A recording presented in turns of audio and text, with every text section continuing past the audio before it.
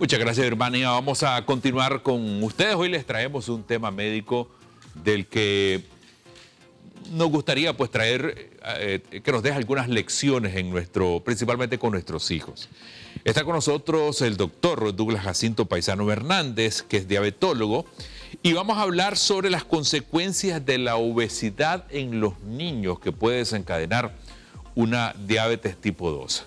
Doctor, un placer tenerlo por acá con nosotros. Creo que ahora, doctor, yo me acuerdo cuando estaba pequeño en el campo, pues los niños nunca estaban gorditos. Uno, porque siempre estaban haciendo ejercicio, y dos, porque no existían tantas bebidas azucaradas y tantas comidas procesadas, que ahora el niño campesino ya las está consumiendo mucho más. Saludos.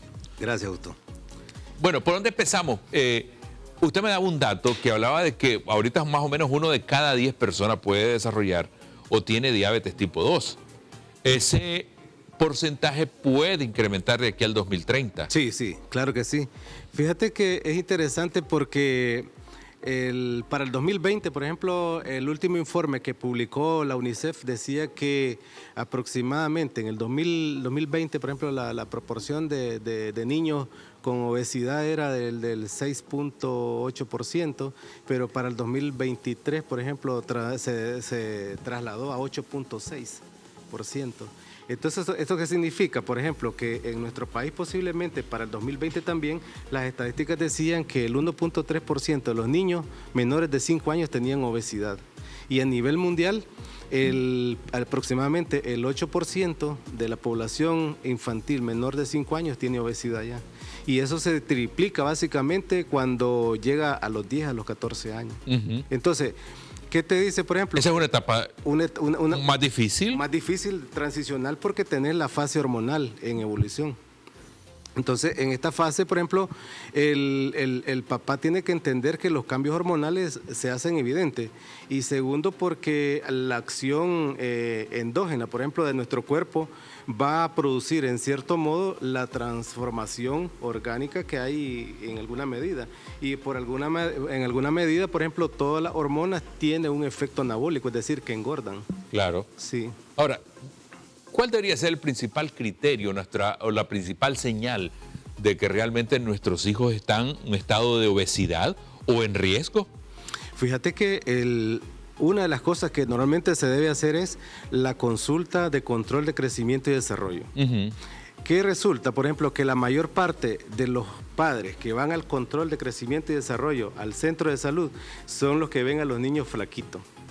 Y la preocupación, veo a mi niño delgadito. Y el que está así rebosante es el niño aparentemente sano. Okay. Sin embargo, este niño debe pasar por un control, por ejemplo, la medición de la cintura, el peso, la talla, la medición de los bracitos, que debe ser menor de 24 centímetros, por ejemplo, entre el acropion y el olecrano en el brazo. Y eso te va determinando un factor determinante para saber en qué momento vos tenés un niño en riesgo de obesidad.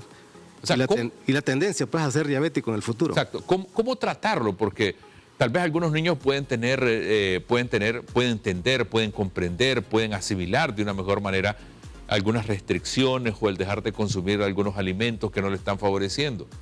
¿Cuál debería ser el criterio? ¿Cómo deberíamos abordar este tema? ¿Necesitamos necesariamente a un profesional que nos guíe? Sí, fíjate que sí, necesitamos el profesional que te dirija, porque hay dos formas de identificar la obesidad, una que se llama simple o exógena y la obesidad endógena. La obesidad exógena representa el 95% de los casos de obesidad. Y entre ellos se encuentran los factores ambientales, evidentemente que si vos vivís en un entorno donde la familia es rebosante, gordita y todo, el paradigma normalmente es que el niño sea gordito. Claro. La libre demanda y la oferta y la demanda de alimentos altos en azúcares y carbohidratos también te va a permitir que el niño tenga esa fase inicial. Y la fase psicógena, que tiene que ver mucho con la parte hormonal. Y esa parte hormonal tiene que ver con la estimulación. Y esta estimulación tiene que ver con dos hormonas, la grelina y la leptina. Es decir, que el niño que come y come y come tiene un desbalance de ellas porque el hipotálamo llega un momento en que no regula adecuadamente ese clic entre la saciedad y el hambre. Entonces ese niño come sin parar. Y la otra cosa es de que el problema es que Decimos, está ansioso. ansioso, correcto, porque la ansiedad por comer azúcares incrementa los niveles de dopamina a nivel cerebral. Y ese es un factor estimulante para él. Pero este factor estimulante se ve modificado por dos razones y tiene que ver con la familia. ¿Por qué? Porque el niño que llora es un niño que tiene que ser alimentado. Claro. El niño que hace rabieta se le pasa algo dulce para que él satisfaga su necesidad. El niño que hace berrinche y toda esa cosa también se le da de comer. Exacto. El premio. ¿Qué? El premio. Entonces, si vos generas siempre, el niño mira que siempre obteniendo ese tipo de acciones va a tener una recompensa, lo va a seguir haciendo. Claro. Sí, entonces lo ves desde ese punto de vista. Y si lo ves desde el punto endógeno propiamente dicho, hay, por ejemplo, el síndrome de Cushing, el hiperparatiroidismo, el síndrome de Prader-Willis también, que son niños que básicamente te van a tener este tipo de trastornos. Claro.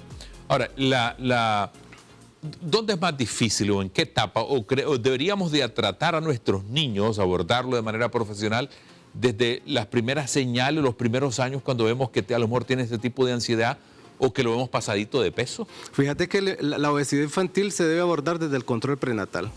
Okay. Porque el niño gordito, por ejemplo, el niño frágil, el niño que tiene más de 4.000 gramos al nacer es un niño frágil, que se tiene más tendencia a morir que el niño que nace entre 2.500 y 3.500 gramos.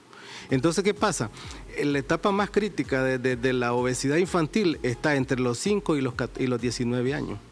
¿Por qué? Porque normalmente el índice de masa corporal juega un rol importante, pero el profesional que maneja este tipo de controles debe de manejar también, aparte del índice de masa corporal, las tablas de los percentiles.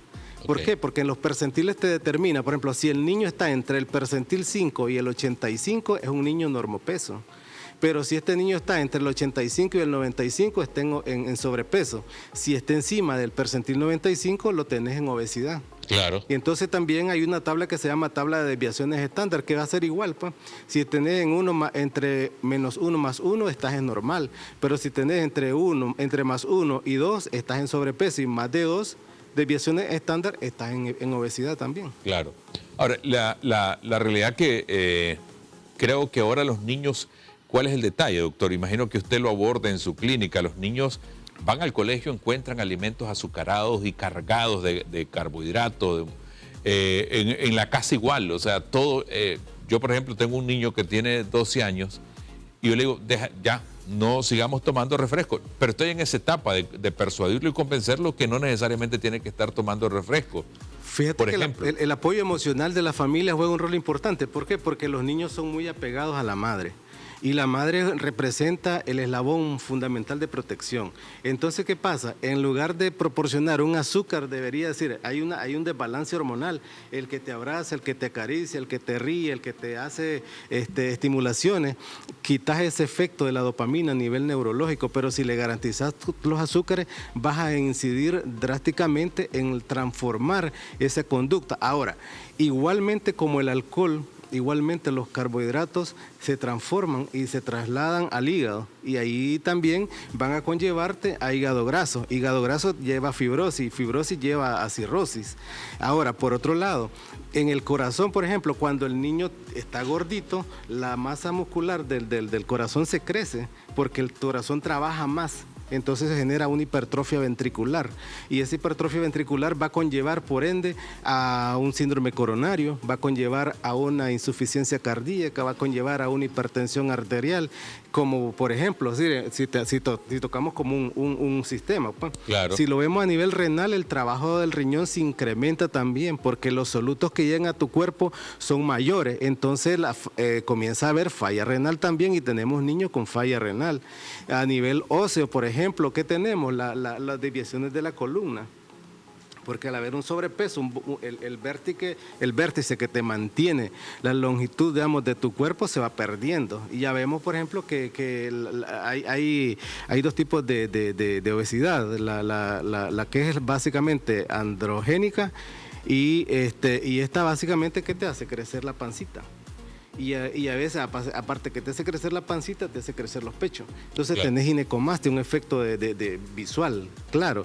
Y por otro lado, es decir, en cuanto a las articulaciones, se genera displasia de cadera, daño de las rodillas, daño de los tobillos, el pie plano, la postura, por ejemplo, que es la postura valga, que es cuando las piernas se pegan y los piecitos se abren. Claro, claro. Entonces tenés un montón de cosas, pues, y además de eso, los niños con obesidad sufren depresión, ansiedad y por lo general muchos de ellos tienden al suicidio porque la parte sociológica, digamos, del medio que te rodea te va discriminando por los prototipos que vos ves al lado. De acuerdo. Bueno, doctor, creo que ahí está más que claro y creo que tenemos que abordarlo de manera con profesionales, pero además tomarle y darle toda la atención que requiere un niño que está con sobrepeso. Porque fíjate que esto se va transformando en la nueva epidemia, pues porque realmente se va a incrementar el porcentaje de enfermedades no transmisibles. Y por otro lado vas a tener un montón de pacientes diabéticos, hipertensos, cardiópatas, nefrópatas, con hepatópatas, así que un montón de cosas que en esto juega un rol importante la familia, sobre todo, no en quitar comida porque los niños no se ponen a dieta, jamás. Se hace un balance correcto, digamos, del suministro óptimo y evitar cantidades de azúcar y comenzar a hacer el balance del plato, básicamente. Muy bien, muchas gracias, doctor, siempre por acompañarnos. ¿Cómo lo ubicamos, doctor, por favor? Me ubican al 5833-6320 y en la etapa 8, Casa 99, en Los Robles. Gracias nuevamente. Nosotros vamos a separarnos un instante y ya regresamos con ustedes.